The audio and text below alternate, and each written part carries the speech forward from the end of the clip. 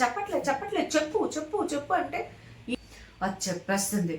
నువ్వు చెప్పలేదు, ఎందుకు చెప్పలేదు, దానిలాగా నీకు అన్నీ కొంటున్నాను కదా, అన్నీ పెడుతున్నాను కదా, చెప్పలేవా, చదవలేవలా? హలో మిత్రులారా, నా ఛానల్ కి తిరిగి స్వాగతం. అందరూ ఎలా ఉన్నారండి? నేనైతే చాలా బాగున్నాను. మీ అందరూ కూడా చాలా బాగా ఉండాలని మనస్ఫూర్తిగా కోరుకుంటున్నాను. సో నేను thumbnail అయితే చాలా మీనింగ్ఫుల్ గా పెట్టానండి. సో కన్నడం ఎంత కష్టమో పెంచడం కూడా అంతకి రెండింతలు కష్టమని ప్రజెంట్ డేస్లో చాలా చాలా బాగా అందరికీ అర్థమవుతున్న విషయం. అండ్ ఇది ఈ జనరేషన్ లేదా వస్తున్న జనరేషన్ లేక లాస్ట్ జనరేషన్ అని కాదు, ఇది ఎన్నో తరతరాలుగా జరుగుతున్నది మాట. సో ఈ ప్రెసెంట్ డేస్లో యాజ్ ఎ పేరెంట్స్గా మనం ఏం మిస్టేక్స్ చేస్తున్నాం, అందరూ అని కాదు కొందరు, ఆ మిస్టేక్స్ వల్ల కిడ్స్ మీద ప్రభావం ఎలా ఉంది, సరౌండింగ్స్లో వాళ్ళు ఫేస్ చేస్తున్న ప్రాబ్లమ్స్ గురించి నేనైతే ఈరోజు మాట్లాడాలనుకుంటున్నాను. అంటే ఇది సడన్గా ఇప్పటికిప్పుడు నేను ఆలోచించి చెప్తున్న టాపిక్ కాదు. ఒక 5 years నుంచి నేను అబ్జర్వ్ చేసి మా ఇంట్లో నాకు బాగున్నాడు, సో నేను చేసిన మిస్టేక్స్ వల్ల వాడు ఎలా తయారయ్యాడు, అండ్ మా హస్బెండ్ చేసిన వాటి వల్ల వాడు ఎలా తయారయ్యాడు, మేము వాడితో ఎలా రియాక్ట్ అవుతున్నాము, సో బయట స్కూల్స్లో ఎలా రియాక్ట్ అవుతున్నారు, ఫ్రెండ్స్ ఎలా ఉంటున్నారు, సో ఆ వే ఆఫ్ టాకింగ్ వల్ల వాళ్ళకి ఎంత ఇంపాక్ట్ ఉంటుంది, సో ఇవంతా అబ్జర్వ్ చేసి నేనేం చేంజెస్ చేసుకున్నాను అది ఈ వీడియోలో చెప్తే కొంతమందికైనా యూస్ఫుల్ ఉంటుంది అని చెప్పి ఈ వీడియో అయితే చేయడం జరుగుతుంది. సో ప్లీజ్ లైక్ చేసి వీడియోని ఫుల్గా చూడండి. సో ప్రతి ఒక్కరికి బేబీస్ చాలా ప్రీషియస్. మనం ఎంతో అదృష్టం చేసుకుంటే కానీ మనం తల్లిదండ్రులు కాలేము. సో అంత ప్రీషియస్గా పుట్టిన పిల్లల్ని మనం ఎంత బాగా చూసుకోవాలి, గాజు బొమ్మల్లా చూసుకోవాలి. అలా గాజు బొమ్మల్లా చూసుకునే క్రమంలోనే మనం తెలిసి తెలియకుండా చాలా మిస్టేక్స్ అయితే చేస్తున్నాము. వాటి వల్ల మనమే చేతులారా మన పిల్లల్ని పాడు చేస్తున్నాము కొన్ని సందర్భాల్లో అని నేనైతే క్లియర్గా చెప్తాను. మనం పుట్టినప్పుడు మనం ఎలాగో ఇలాగా పెరిగొచ్చాము, కొన్ని ఉండి కొన్ని లేక అని చెప్పి మన పిల్లలకి అలా కాకూడదు, మనకున్నదంతా వాళ్ళ కోసమే కదా అని అన్నీ ఇస్తున్నాం. ఎస్ కరెక్టే, మనం పిల్లల కోసమే కష్టపడుతున్నాం, వాళ్ళకే పెట్టాలి, కరెక్టే. బట్ ఎంత ఇవ్వాలి, ఎంత ఇవ్వకూడదు, ఆ నీడ్ వాళ్ళకి ఎంత చూపించాలి, ఎంత చూపించకూడదు అనే పాయింట్ని అయితే మనం మిస్ అవుతున్నాం. అండ్ ఈ సోషల్ మీడియా వీడియోస్ ప్రభావం వల్ల మనం ఏదైనా ఒక హ్యాపీనెస్ని ఎంత సెలబ్రేట్ చేయాలో అన్న ఆలోచన లేకుండా ఏం చేస్తున్నాం, అసలు ఆ సిచ్యువేషన్కి ఎంత ఖర్చు పెడుతున్నాం అది ఏమీ ఆలోచన లేదు. సో వాళ్ళకి చిన్నప్పటి నుంచే ఎస్ ఈ అకేషన్ అయితే ఇలా చేసుకోవాలి, ఈ అకేషన్ అయితే ఇలా చేసుకోవాలి, ఇంత స్టాండర్డ్స్లో చేసుకోవాలి, ఇలాంటి కాస్ట్లీ బట్టలు వేసుకోవాలి, ఫోటోగ్రాఫర్స్ని పెట్టుకోవాలి, వీడియో షూట్లు చేయించుకోవాలి, ఇవన్నీ బై బాండ్ వాళ్ళకి మనం అలవాటు చేస్తున్నాం. మెల్లిమెల్లిగా వాళ్ళకి ఇదొక ప్యాటర్న్, మన లైఫ్ స్టైల్ ఇలా ఒకటి ఉంటుంది అని చెప్పి అలవాటు చేస్తున్నాం అన్నమాట. సో మోస్ట్లీ వీడియోలో అక్కడక్కడ ఒక మస్కిటో అయితే వస్తుంది, అది లెన్స్ ముందే తిరుగుతుంది. సో దాన్ని చంపడం నాకు ఇష్టం లేదు, కంటిన్యూ చేసేద్దాం ఇలానే. ఎంత కావాలి, ఎంత అవసరం ఉంది అని ఆలోచించకుండా చిన్నప్పటి నుంచే, పుట్టినప్పటి నుంచే వాళ్ళని మనం ఒక కంఫర్ట్ జోన్లో పెట్టేస్తున్నాం. అంటే వాళ్ళకి చుట్టూ ఒక లేయర్ లాగా ఒక కంఫర్ట్ జోన్ అనే లేయర్ని మనమే క్రియేట్ చేసేస్తున్నాం అన్నమాట, వాళ్ళకి కష్టం అనేది తెలియకుండా. సో మీరు ఎంత ఎర్న్ చేస్తున్నారు, ఎంత సేవ్ చేస్తున్నారు యాజ్ ఏ కపుల్స్గా మీ పార్ట్నర్స్కి తెలిస్తే చాలు, అది పిల్లలకి తెలియనివ్వకూడదండి. మీరు వాళ్ళని అన్ని విషయాల్లో అన్నిటిలో లగ్జరీని, మనీని, కంఫర్ట్ జోన్ని వాళ్ళకి తెలిసేలా చేయడం చాలా చాలా తప్పు. అండ్ మాకుంది మేము చూపించుకుంటాము అంటే నేనేం చెప్పలేను, అలా చెప్తే ఇంకా వాళ్ళు ఏది నేర్చుకోవడానికి ఇంట్రెస్ట్ చూపించరు. మా దగ్గర ఇంత ఉంది, నేను నా స్టూడెంట్స్ నాకు డాన్స్కి వస్తారు, నేను నేర్పిస్తాను, పిల్లలు చాలామంది వస్తారు, కొంచెం లేని వాళ్ళు వస్తారు, మిడిల్ క్లాస్ వాళ్ళు వస్తారు, బాగా లగ్జరీగా ఉన్న వాళ్ళు వస్తారు. ఒక పాప, ఆ పాపకి మహా అయితే ఒక 5 or 6 years ఉంటాయి. వీ హ్యావ్ ఎవ్రీథింగ్, మాకు అన్నీ ఉన్నాయి, మీకేం లేవా, మీకు కార్ లేదా, 1 bike ఉందా, చౌహాన్కి మీరు ఐప్యాడ్ కొనలేదా అని మాట్లాడటం స్టార్ట్ చేస్తుంది ఆ పాప. ఆ పాప మాట్లాడిన తక్షణం చౌహాన్, అమ్మ ఐప్యాడ్ అంటే ఏంటి, నాకు మీరు కొనలేదా అంటే, మనకి కార్ లేదా, కొనుక్కోమా, ఈ క్వశ్చనింగ్ స్టార్ట్ చేశాడు. ఆ పాప అంతలా మాట్లాడిందంటే వాళ్ళ పేరెంట్స్ తనకి ఎంత చూపిస్తున్నారు, మనకి ఇంత ఉంది, మన స్టాండర్డ్స్ ఇది అది అని చెప్పి. సో నాకు కొంచెం ఏదోలా అనిపించింది. చౌహాన్కి చెప్పా, నాన్న అవన్నీ మనకు అవసరం లేదు, మనకి ఎంత ఉన్నాయో అందులో హ్యాపీగా ఉండడం నేర్చుకోవాలి. తనకి తెలియదు అనుకుంటా, ఐప్యాడ్ చూస్తే కళ్ళు పోతాయి, నీ కళ్ళు చూడు చక్కగా ఉన్నాయి, తనకి ఏదో ఒక ప్రాబ్లం వస్తుంది, అలా మనం యూజ్ చేయకూడదు అని చెప్పి నేను ఆ సిచ్యువేషన్ అలా హ్యాండిల్ చేశా. మన దగ్గర చాలా ఉన్నా, కూర్చొని తిన్నా తరగని ఆస్తున్నా, ఏమీ లేనట్టే పిల్లల దగ్గర ఉండాలి. సో మనం ఫస్ట్ నుంచి ఉంది ఉంది ఉంది అని వాళ్ళని పెంచితే వాళ్ళు అలాగే పెరుగుతారు. రేపొద్దున కష్టపడడానికి ఇష్టపడరు, మన దగ్గర ఉంది కదా అన్నట్టుగానే ఉంటారు. అండ్ అందరినీ నేను అలా అనట్లేదు, బాగా వెల్ సెటిల్డ్ ఫ్యామిలీస్లో కూడా కష్టపడే వాళ్ళు చాలా మంది ఉంటారు. మనం పెంచే విధానం బట్టి ఉంటుంది. సో వాళ్ళకి మన దగ్గర ఎంత ఉందో మన స్థాయి, ఆ అవసరాన్ని బట్టి మీరు ప్రదర్శిస్తే బాగుంటుందేమో. మీరు చేస్తున్న ఇంపాక్ట్ పిల్లల మీద పడడమే కాకుండా ఆ ఇంపాక్ట్ ఆ కిడ్స్ పక్క కిడ్స్ మీద కూడా వేస్తున్నారు. స్కూల్స్లో పిల్లలు ఏం మాట్లాడుకుంటారు ఈ రోజుల్లో? అప్పట్లో అయితే నేను ఈ స్నాక్స్ తెచ్చుకున్నా, నేను అవి తెచ్చుకున్నా, ఇలా కాదు. నువ్వు ఈరోజు ఫారెన్ మాల్కి వెళ్ళావా, ఈరోజు షరత్ సిటీ మాల్కి వెళ్ళావా, నువ్వు అది ఎక్కావా, ఐప్యాడ్ కొనుక్కున్నావా, ఐఫోన్ కొనుక్కున్నావా, ఏంటి వాచెస్ కొనుక్కున్నావా, ఈ మాటలు వస్తున్నాయి. ఎందుకంటే జనరేషన్ మారుతుంది, అఫ్ కోర్స్ మనము మారాలి. బట్ ఇలా మారడం ఎంతవరకు హెల్దీ చెప్పండి? ఆ పాప ఆ బాబు ఎవరొకరు వాళ్ళు పాడవడమే కాకుండా వాళ్ళకున్న ఎమోషన్స్ వేరే పిల్లల మీద చూపిస్తుంటే లేని పిల్లలు ఎలా ఫీల్ అవుతారు? సో వాళ్ళకి ఆ థాట్ ఒకసారి బ్రెయిన్లో వస్తుంది, ఎస్ అదేదో లేదు, నాకు అది కావాలి, అదేంటో మా పేరెంట్స్ని అడగాలి, నేను కొనిపించుకోవాలి అనే థాట్ వాళ్ళ బ్రెయిన్లోకి ఇంజెక్ట్ స్లోగా అవుతుంది. సో ఎంతవరకు చూపించాలి, ఎంతవరకు ఇవ్వాలి, వాళ్ళకంటూ కొన్ని లిమిట్స్ పెడితే మనం వాళ్ళని ఒక మంచి వేలో పెంచొచ్చు అనేది నా భావన.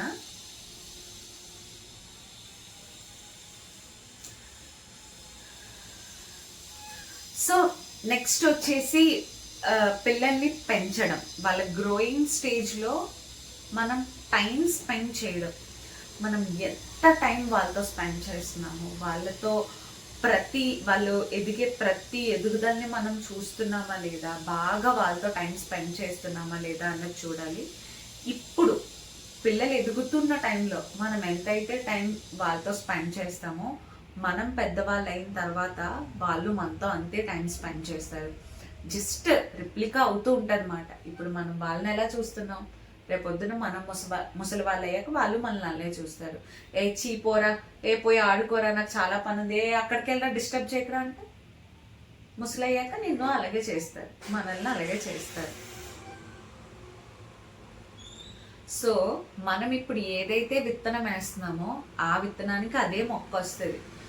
ఒక విత్తనానికి వేరే మొక్క రాదు కదా. సో మనం ఇప్పుడు పెంచే పద్ధతిలోనే మనం ఎలా పెంచుతున్నామో ఆ పెరిగి పెద్ద అయిన తర్వాత సేమ్ మనకి రివర్స్ అది వస్తుంది. లేదు అంటే సో తల్లిదండ్రులు రోడ్డు మీద వదిలేశారనో, అనాథాశ్రమంలో వదిలేశారనో, సో సరిగ్గా చూసుకోవట్లేదనో, ఫుడ్ పెట్టట్లేదనో, ఇలాంటివన్నీ మాటలు డిస్కషన్స్ వస్తూ ఉంటాయి అన్నమాట.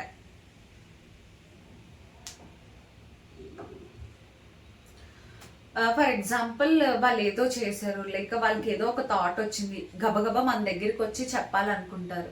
మనం ఏదో ఒక పనిలో ఉంటాం, ఆపరా ప్లీజ్ రా, నేను పనిలో ఉన్నాను రా, చూడరా, నీకు అర్థం కావట్లేదా, వర్క్ చేసుకుంటున్నాను, పక్కెళ్ళి ఆడుకో అని ఇలా అక్కడికక్కడ మనం కట్ చేసేస్తే వాళ్ళ యొక్క ఫీలింగ్స్, వాళ్ళ యొక్క ఎమోషన్స్, వాళ్ళ థింకింగ్, థాట్ ప్రాసెస్ అక్కడే కట్ డౌన్ అయిపోతుంది. వాళ్ళు ఎక్స్ప్రెస్ చెయ్యరు.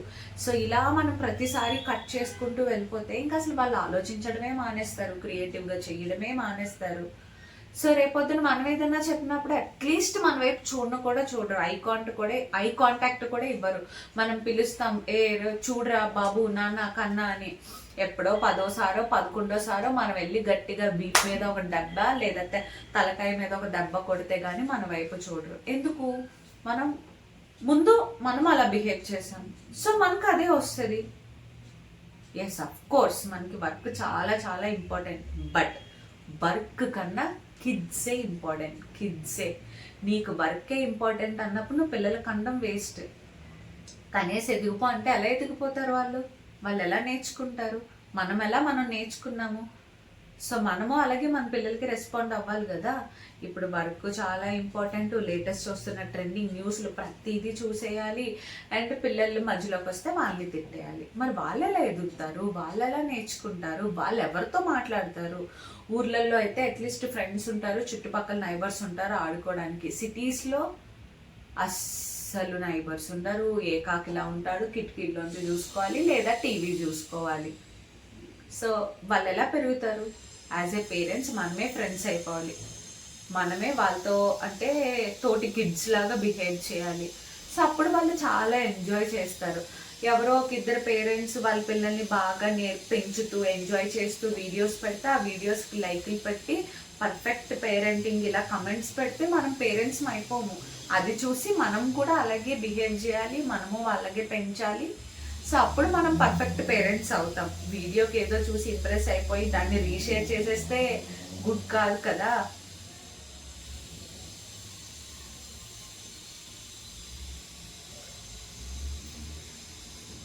కిడ్స్ జనరల్గా 4 years నుంచి ఒక 7-8 years వచ్చే వరకు పిల్లలు చాలా క్రియేటివ్ డ్రాయింగ్ కానీ యాక్టివిటీస్ కానీ లేదన్నా ఏదన్నా చెప్పడం కానీ క్రియేట్ చేయడం కానీ ఇలాంటివి ఎక్కువగా చేస్తూ ఉంటారు.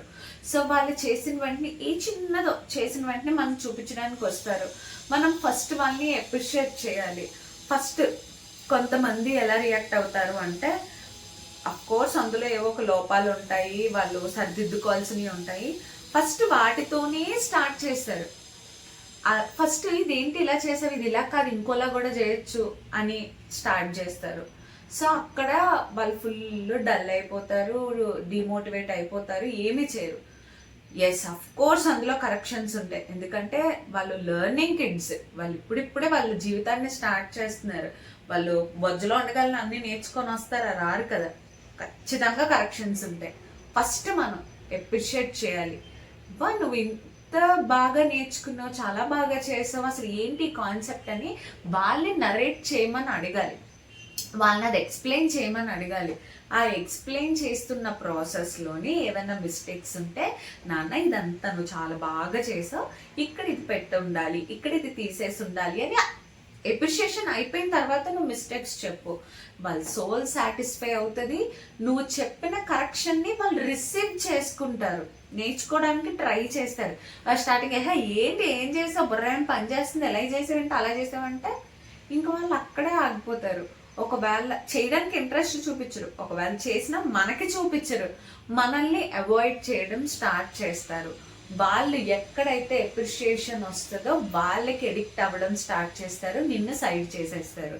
So first thing as a పేరెంట్స్గా నువ్వెంత ఫ్రస్ట్రేషన్లో ఉన్నా, నువ్వెంత స్ట్రెస్ఫుల్గా ఉన్నా, నువ్వెంత వర్క్తో అకామిడేట్ అయిపోయి ఉన్నా సరే, జస్ట్ ఆ ఫ్రాక్షన్ ఆఫ్ సెకండ్స్ ఆ మూమెంట్ నీ వర్క్ని పక్కన పెట్టి వాళ్ళతో yes or good or bad ఏదో ఒకటి ఆ టైంకి సాఫ్ట్ వేలో చాలా హ్యాపీగా చిరాకుగా కాకుండా మనం రెస్పాండ్ అవ్వాలి. చెప్పా ఏంటిది ఆ పక్క పాప చూడు సూపర్ చేసింది, నువ్వు చండాలంగా చేసావు, అది అస్సలు వద్దు. నీ పిల్లలు నువ్వు ఎలా రియాక్ట్ అవుతావు అదే విధంగా వాళ్ళు పెరుగుతారు. నువ్వు సాఫ్ట్గా మాట్లాడడం నేర్చుకుంటే వాళ్ళు వేరే వాళ్ళతో సాఫ్ట్గా మాట్లాడడం నేర్చుకుంటారు. అండ్ నెక్స్ట్ అసలు ఇది కామన్ థింగ్, ఇంట్లో ప్రతి ఒక్కరిని కదిలించే టాపిక్ మాట. హస్బెండ్ వైఫ్ మధ్య గొడవ రావడానికన్నా, అత్త కోడళ్ళ మధ్య గొడవ రావడానికన్నా, లేదా తల్లి పిల్లలకి మధ్య గొడవ రావడానికన్నా చాలా ఇంపార్టెంట్ టాపిక్ ఏంటంటే ఫుడ్ ఫీడింగ్.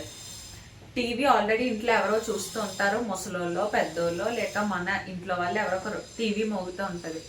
ఇప్పుడు ఎవరైతే కిడ్కి మనం అన్నం తినిపించాలనుకుంటామో వాడి చేతిలో ఒక ఫోన్ కానీ ట్యాబ్ కానీ ఐప్యాడ్ కానీ పెట్టేస్తాం. వాడికి నచ్చిన వీడియో ఇంక ఇలా చూసేది కూడా ఏముండదు, ఆడు అసలు ఏం చూస్తున్నాడు కూడా ఉండదు, తోస్తానే ఉంటాడు. ఈ తినిపించి తల్లో లేక నానమ్మో అమ్మమ్మో నాన్నో అన్నో ఎవరో ఒకరు వాళ్ళ చేతిలోనే ఒక ఫోన్ ఉంటుంది, వాళ్ళకి ఒక ఎంటర్టైన్మెంట్ ఇయర్ ఫోన్స్ పెట్టేసుకుంటారు. మళ్ళీ డిస్టర్బెన్స్ సౌండ్ ఉంటుంది కదా, ఈ చూసేవాడికి తెలీదు, పెట్టే వాళ్ళకి తెలీదు ఏం పెడుతున్నాం, ఏం తింటున్నాడు, ఎంత తింటున్నాడు, వాళ్ళకి అది నచ్చిందా లేదా, ఎంజాయ్ చేస్తున్నారా లేదా, వాడి రియాక్షన్స్ ఏంటి, వాడు అసలు నమ్ములుతున్నాడా, ఇది అసలు చూసేదే లేదు. ఇక్కడ మనం తినిపిస్తూ ఉంటాం, వాడు నవ్వుమని నవ్వుతూనే ఉంటాడు, ఇక్కడ వీటిని ఎలా తిప్పుతూ ఉంటాడు, అక్కడ టీవీ మోగుతానే ఉంటుంది. ఏంటి అసలు? మళ్ళీ కొద్ది రోజులు పోతే అమ్మో మా బాబు మా పాప ఫోన్ తెగ చూసేస్తున్నారు, అన్నం అసలు సరిగ్గా తినట్లేదు, వాళ్ళకి ఇష్టం ఉండట్లేదు, నోట్లో అలానే పెట్టుకొని ఉంచుకుని ఆ నోట్లో అలా పెట్టుకొని ఉంచుతాం, మళ్ళీ మనమే ఇక్కడ గుద్దుతాం. మనం అలవాటు చేసి మనలో తప్పు పెట్టుకొని వాళ్ళని ఎందుకు అనాలి? నువ్వు ఫోన్ ఇస్తేనే కదా వాళ్ళు తీసుకుంటారు, నువ్వు ఫోన్ ఒకటి ఉంది అని నువ్వు అలవాటు చేస్తేనే కదా వాళ్ళకి తెలుస్తుంది.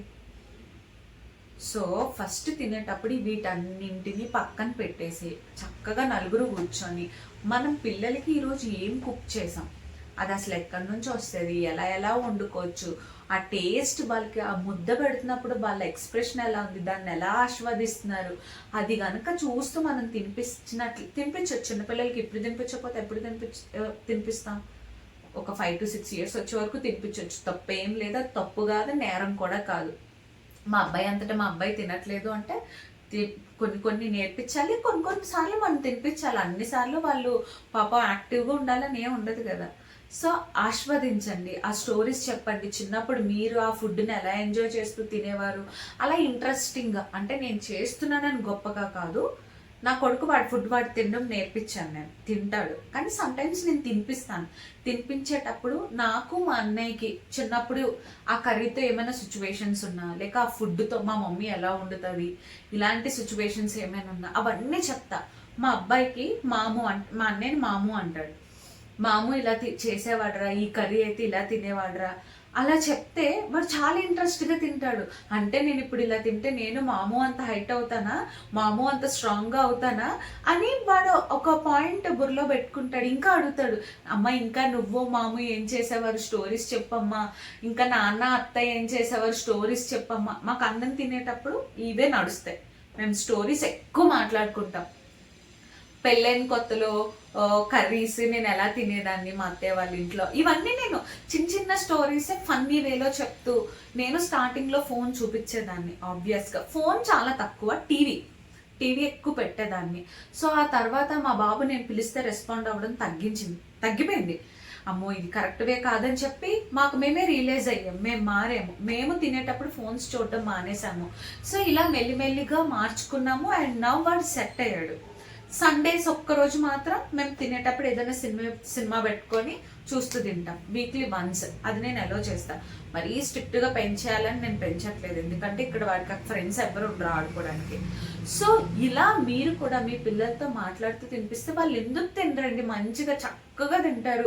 వాళ్ళు మెల్లిగా ఫస్ట్ రోజు తినిపించండి, నెక్స్ట్ రోజు నువ్వు నేను కాంపిటీషన్ పెట్టుకుందామా, సరదాగా ఎవరే బాగా తింటున్నారు.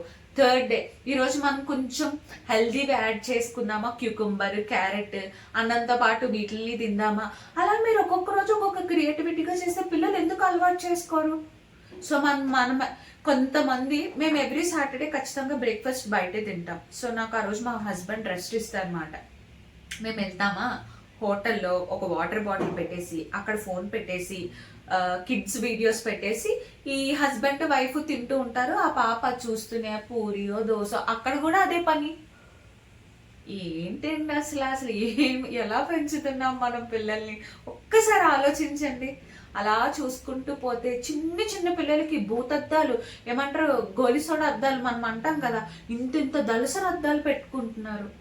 చేతులారా మనమే పాడు చేస్తున్నాము.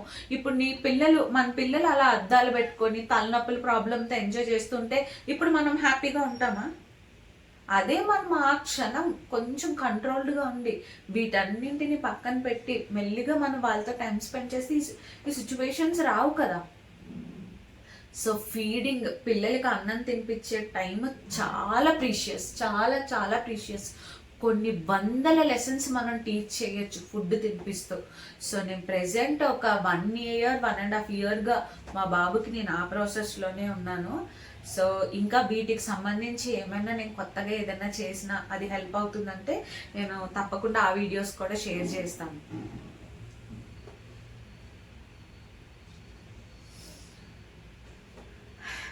అండ్ ఇంకొంతమంది పేరెంట్స్ ఎలా ఉంటారు, వర్కింగ్ ఉమెన్స్ ఆర్ మెన్స్ ఎవరో ఒకరు వాళ్ళకి ఒక కప్పులో కలిపేసి స్పూన్ పెట్టేసి ఏదైనా టీవీ పెట్టేసి వీళ్ళు వెళ్ళి ఇంకొక రూమ్లో కూర్చొని వర్క్ చేసుకుంటారు.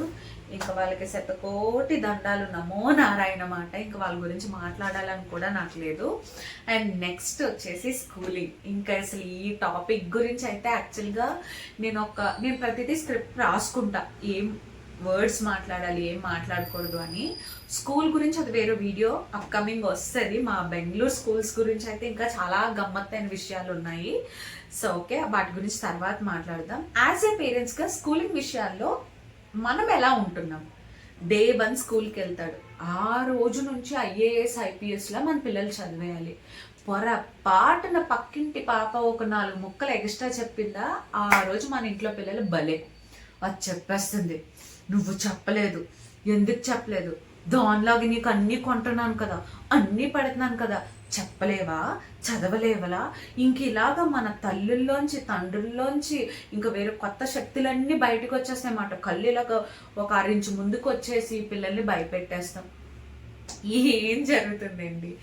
వేరే పిల్లలతో మన పిల్లల్ని కంపేర్ చేయొద్దు చేయొద్దు చేయొద్దు. All kids are not same. ప్రతి ఒక్కరు డిఫరెంట్గా ఉంటారు. ఒక పాపకి ఇంట్లోనే చదివితే ఇష్టం, ఒక బాబుకి బయటికి వెళ్ళి నేర్పిస్తే ఇష్టం. ఒకరి ఐక్యూ ఒకలా ఉంటుంది, ఒకరి ఐక్యూ ఒకలా ఉంటుంది. అందరూ సేమ్గా ఎలా ఉంటారు చెప్పండి? ఇప్పుడు నేను ఈ రంగులో ఉన్నాను, నాకు కొంచెమే నాలెడ్జ్ వచ్చు, మా పక్కింటి అమ్మాయి చాలా సూపర్ ఉంటుంది, తనకు అన్నీ తెలుసు. అలానే ఇప్పుడు నేను మారిపోలేను కదా. తన ఐడెంటిటీ తనది, నా ఐడెంటిటీ నాది.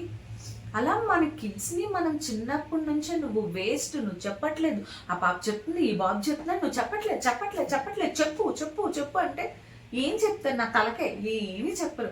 వాళ్ళని మనమే మన చేతులారా డిసప్పాయింట్ చేస్తున్నాం.